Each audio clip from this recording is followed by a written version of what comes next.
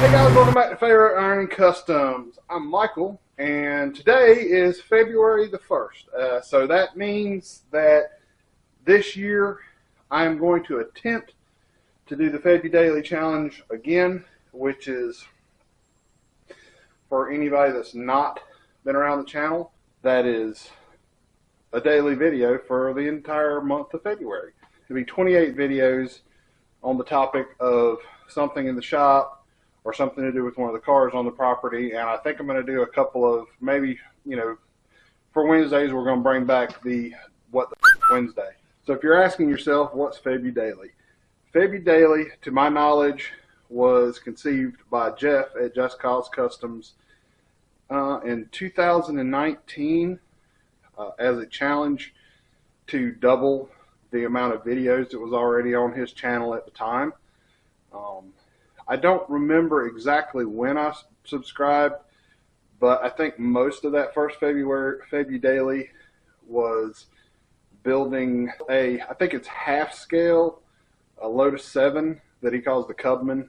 It was like a go-kart sized Lotus 7 with I think what they call a pit bike motor on it, a little 50cc, or it may have been 125.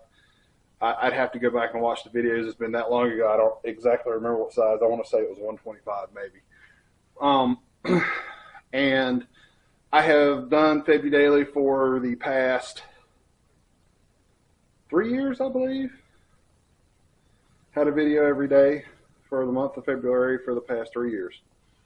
I waffle back and forth on this a tremendous amount this year. I've had the worst time getting in front of the camera, the worst time making videos, the worst time getting out in the shop and working. It's either been extremely hot or extremely cold, and reason after reason after reason. So something else that I thought that would be interesting to talk about in this video is my actual background. I've been a mechanic or technician going on for 30 years now.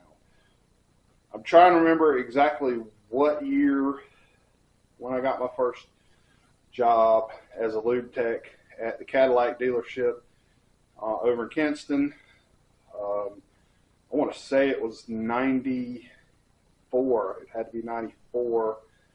And then I built transmissions at the Ford dealership in Aden for about a year. I discovered really quick you had to really hate yourself to work on transmissions or be an alcoholic.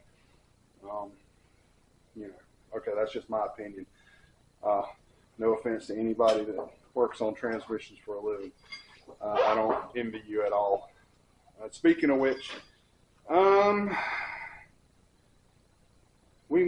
trying to think. We may rebuild an automatic. Oh yeah, the one in the Volkswagen, it's going to have to be gone through. So we're going to do that on the channel at some point. It won't be in February. So next, the next 6 years I spent working at an independent shop. I learned a lot there. I worked on pretty much anything from wood chippers to any make and model year car that you can think of. I want to say I worked on my first Y block while I was there. Literally anything. 307 Ols, old 80s models, 60s models, 2-ton trucks. I worked on a bunch of stuff back then when I was working there. Then I moved. The next 3 years was at the Chevrolet and Cadillac dealership in Goldsboro. And I worked, like I said, I worked there for 3 years basically as a line tech, doing just about anything that would be a normal job that a technician would do. In 2006, I got a job at Carolina Handling, the Raymond dealer in the southeast of the United States. Anybody that doesn't know, Raymond Forklifts is one of the largest, I think it is the largest electric forklift manufacturer in the world. And so I have about 14 years of experience working on electric forklifts. In 2020, a matter of fact, the week before the pandemic hit, I took a job at G&W. They took really good care of me.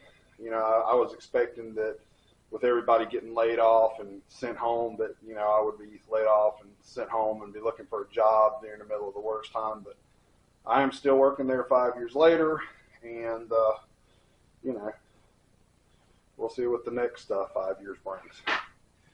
And so that brings us to my interests. I think maybe a lot of people on my Facebook page that know me personally on Facebook know that I have an interest in sailing.